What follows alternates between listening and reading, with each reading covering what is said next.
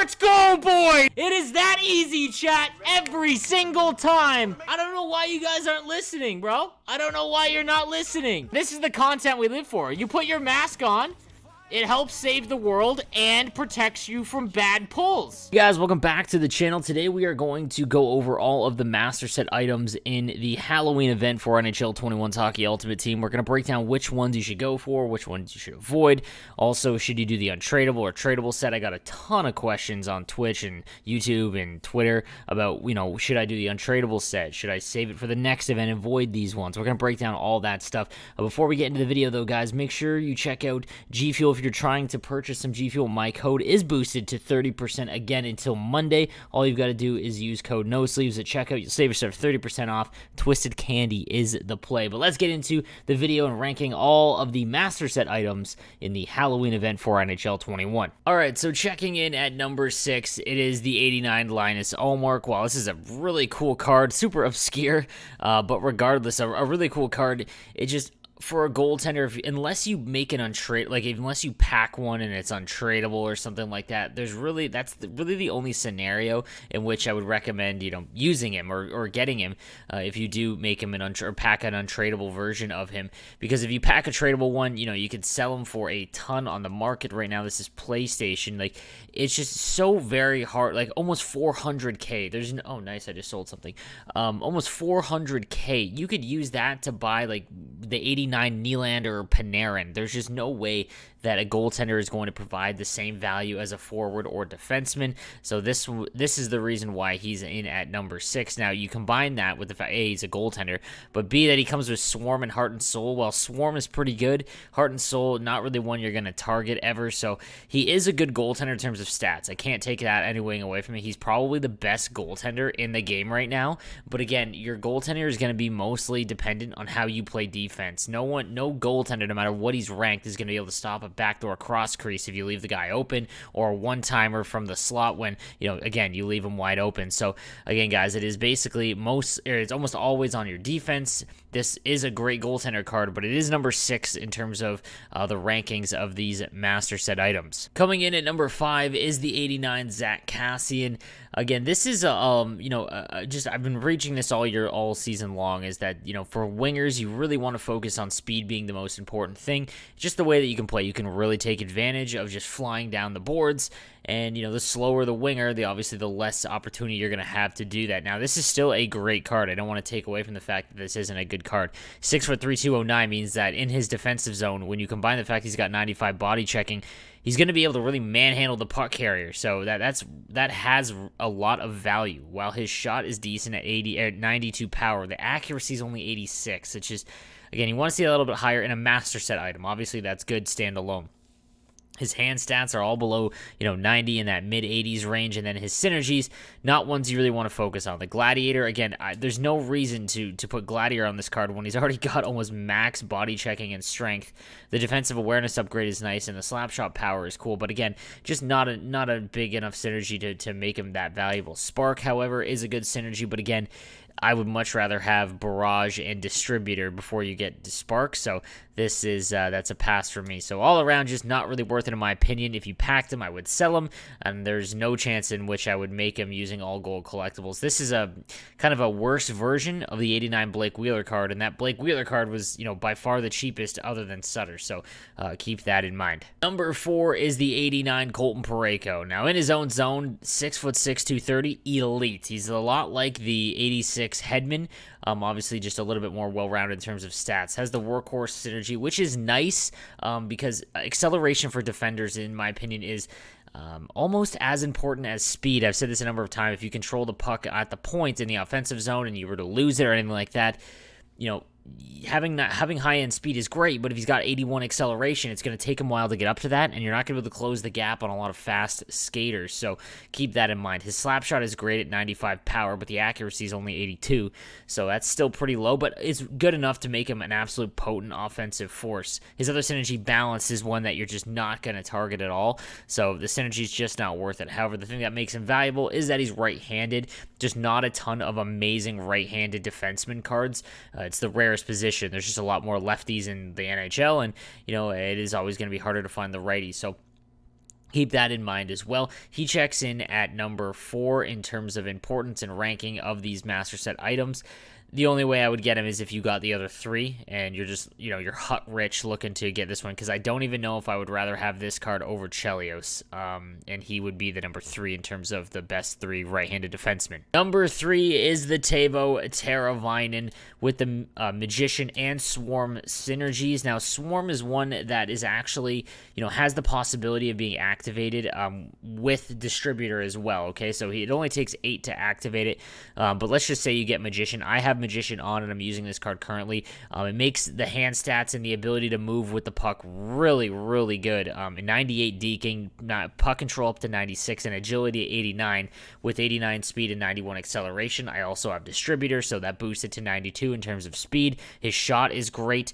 The thing that's really valuable about Teravainen is there's not a lot of good left-handed winger cards at all right now. It's definitely the weakest forward position so far. When it comes to the top 4 currently, I'm going to have a full ranking, but just off the top of my head, you still basically have the base Connor McDavid, Teravainen now, Howie Morenz, and then like Joe Sakic, who a lot of people play at center, but those are just the ones off the top of my head. So this is a very valuable card, and it would be my 3rd pick. All around great card. It's just the other 2 have a lot more value to you. And again, if you're hut rich and you get the first 2, then I would go after Teuvo Teravainen. Coming in at number 2 is Marcel Nobels from the DEL, 6'3", 204 with the Howitzer synergy. Again, Barrage is a pretty good synergy, but just really hard to activate, and I wouldn't focus on it. I would focus on Distributor first. So let's just go off of him having Howitzer. Boosts his speed to 88. If you have Distributor, that's obviously 91. His agility is almost maxed. And then his shot is really nice as well. 96 power, 91 accuracy. The slap shot's up to 97. Hand stats all a little kind of in the middle there. 85 deking, but offensive awareness at 90. Offensive awareness is the ability to pick the puck back up. So say you get it knocked off your stick and it's loose. Higher offensive awareness will allow you to pick that up and hold on to it during dekes.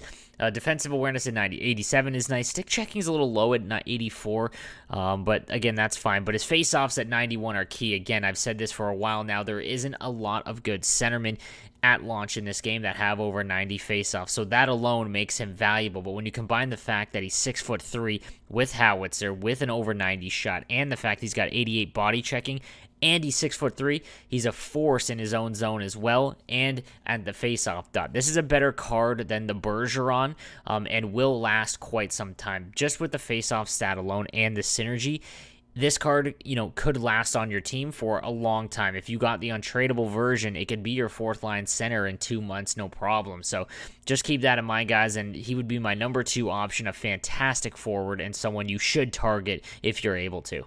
And then we've got the 89 John Carlson. Now, right off the bat, he has the best synergy combo in the game with Howitzer and Distributor. You activate those, his speed's up to 91, agility 89, balance at 88, and then his shot 94, slap shot power 85, accuracy also has a good wrist shot, passing and puck control almost perfect at 97, offensive awareness at 93. Defensively, he's also fantastic, 92 defensive awareness, 93 stick checking. I'm going to hammer this point home for the entire game. The state of stick checking right now and how it's become so effective is just by tapping R1 and it will automatically track the puck. So if you have really high stick checking, it will increase the speed and the target of which you actually aim at and how fast you actually attack the puck when you hit R1. So that's fantastic. And the fact he's 6'3", he's got a long stick. Body checking and strength a little low at 86 and 88, but it's still fine considering he's 6'3". This is the card to target in this event. It is only 1 week long, and I get a lot of questions of, hey, should I make Mario or Gretzky or go after John Carlson? My answer is going to be go get John Carlson because Mario and Gretzky aren't going anywhere. They're in icon sets. This card is only in the game for a week that you can acquire it, and his price is probably going to spike or at least stay near the same, which is about 500 to 600K because, again, right-handed defensemen that are fantastic, just not really all that in abundance, and he has the best synergy combo. So even if you made him untradeable, he is going to have value for basically the length of the game until you get cards that have like 3 or 4 synergies on them. But he is the right-handed version of Miro Heiskanen, and we all know how good that card is. So the 89 John Carlson is the play and the best card of all the master set items in the game. Okay, now let's talk sets, because I'm getting a ton of questions about this. Should I make it untradeable or tradable? Here's the blanket question to this, guys. John Carlson, you need to acquire, in my opinion. If you're going to play the game competitively, you want to have the best advantage and best team, John Carlson is a card that you need to go after. There is never going to be a scenario in which you should take tradable or untradeable. Again, in NHL 20, this is when they went to this formula, and what happened was everyone cheaped out and went for the untradeable master set items because they are far cheaper. There's about 100K cheaper in value, and, you know, not a lot of people have just 100K lying around. They need to save coins wherever they can. The problem is that in 6 weeks, you're locked in. If you do a number of these, you know, the more the untradeable master set items you do, you're going to have a good team for a little while, but then once you're trying to acquire the new ones, that's it. Like, you can't make your money back. There is no guarantee you're going down the line that you're going to get a newer John Carlson or Miro Heiskanen and that you can then use that master set item to turn into a better one. There's no guarantee of that. So always try and do the tradable. The only time in which I will recommend you doing the untradeable version is if you are coming down to the last day. You only have a week to do this, a little over 6 days right now. Then you need to do that because you need to acquire the John Carlson, in my opinion. It is such a significant good advantage of a card. If you look at, you know, the next best right-handed defenseman, in my opinion, that's Erik Karlsson. He's going for like 150K right now. He's an 86. So again, keep that in mind. If you can do it, use all of your rewards, trade in all of those players, and get the untradeable version, the tradable version, because then at least it gives you roster freedom. Now let's talk about the 90 overalls. So, because John Carlson is so amazing, you can do any of these 90 overall sets, and it will give you an untradeable 90 overall item. The problem is that this Washington Capitals jersey is literally impossible to find, because it is the second that is going on the market, it is immediately selling. There's people just hammering triangle the whole time, and no one's able to acquire them. So I would not waste my time looking to make this. You're only saving yourself one gold collectible. So unless you already have the John Carlson, I mean, even if you do, I would probably sell it and then try and, you know, either buy gold cards to make another gold collectible, or look to, you know, like 20K for this card is fantastic. So again, just something I would think of. I would avoid the untradeable sets at all cost. Not something you should do. And the only ones, in my opinion, in this event that are okay to do it with because they will hold their value the longest is John Carlson and then Nobel's, because at least he has strong face-offs and, you know, a good synergy, so you can put him on your fourth line. In months, he'll still be fine as a fourth line center no matter what. But yeah, that covers that, guys. I would not do the Allmark, I would not do Parayko or Teravainen or Kassian. Sell all those cards if you have them. Just not worth it. The other set that I kind of just want to talk about real quick is the Teppo Newman and Theo Fleury one. I don't think it's worth it. I mean, the 88s are not bad. Teppo Newman is a good card, but he's kind of slow. And Theo Fleury, again, same kind of thing. There's other cards that you can do in value. These are going for like 50, 60K in value. So that right there is like 300,000. And then you have to acquire all of these, which is probably about another 100 to 150K. So you're looking at about 450,000 for an 88 overall card. Just not really worth it, in my opinion. They aren't super, you know, meta breaking or anything like that. So the last thing I want to talk about is another question that I'm getting a ton of. What should I buy these cards for? So again, if you're going to make them, all right, do the math in your head. So Carlson's going for about low 500,000 now. 519 looks to be the cheapest. So you can buy him for about what it's worth to make him in your collection. So unless you have all tradable gold cards that you're gonna, you know, trade in to make those gold collectibles, I would, you know, make sure you don't buy him first, because you want to go through and see how many collectibles that you can make with untradeable cards first, because again, there's nothing you can do with the gold untradeable cards, so you need to make sure that you're getting value for them somehow, and by making gold collectibles is how.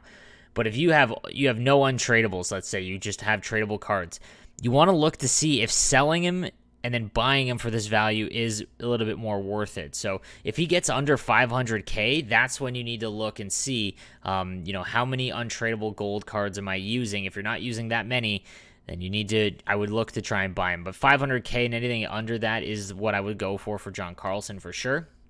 In terms of the other ones, let's take a look. Like Colton Parayko, same thing. I would not go any 450, 445. I mean, he's a fantastic card, but I would rather have Carlson and I would rather have Chelios even. So again, this would not be a card that I target via purchase. It's just not. There's not enough coming from it. Teravainen, we'll take a look at what he's worth. I packed the tradable version 430, yeah, if he gets under 400k, then it's possible, but like again, his synergies just aren't fantastic for a lot of players. You need to make sure you have speedster, howitzer, and distributor first. He's basically like a base Connor McDavid. Like, I would rather, almost rather have base Connor McDavid than this card. So keep that in mind, guys. Again, you can go buy Connor McDavid for like 120k, or you can spend 400 and buy Teravainen just because he has nice card art. I mean, obviously he's a better card, but it's not by much. And then the other ones, like Marcel Nobels is a tough one as well because he has a lot of value because he's a forward. But if he gets around, again, low 500,000, then that's when I would start looking, is it worth it to buy him? But in most cases, it's probably not going to be worth it, so keep that in mind. And the other one, Zack Kassian, like, remember, just basically, he is almost the exact same as Blake Wheeler, and Blake Wheeler went real cheap. In fact, you can get Blake Wheeler far cheaper than you can get Kassian right now, and I don't know why, because he is a much better card in my opinion, and I would much rather go and get him. He's actually getting to a price at which it's almost so low that I'm really potentially looking into buying him if he gets around 250. So again, guys, if that's, I hope that helps you out, guys, in terms of the market and all the things involved, the master set items. If you have any questions, feel free to ask me in the comments section, or come and visit me on Twitch. I'm live every single day at 10 a.m. Eastern time, down with the link down below. And again, if you are looking to purchase G Fuel, don't forget to use code NOSLEEVES. I'll see you guys next time.